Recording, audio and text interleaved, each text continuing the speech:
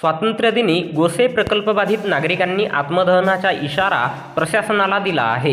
दिनांक 15 ऑगस्ट 2024 रोजी स्वातंत्र्यदिनी गोसे प्रकल्पबाधित नागरिकांनी आत्मदहनाचा इशारा प्रशासनाला दिला आहे।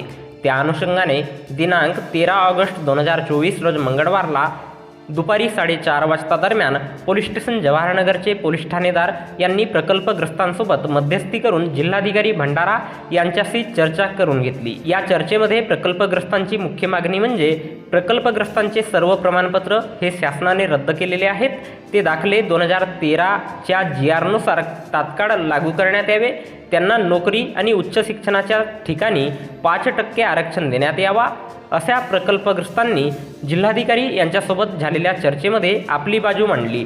मात्र जिल्हाधिकाऱ्यांनी कोर्टाच्या आदेशानुसार प्रकल्पग्रस्तांची समस्या सोडविण्यात येईल असे आश्वासन दिले। प्रकल्पग्रस्तांची मुख्य मागणी 2015चा GR हा भाजप सरकारने प्रकल्पग्रस्तांवर लादला गेल्याने आता त्याचा परिणाम प्रकल्पग्रस्तांच्या कुटुंबियांवर होत आहे।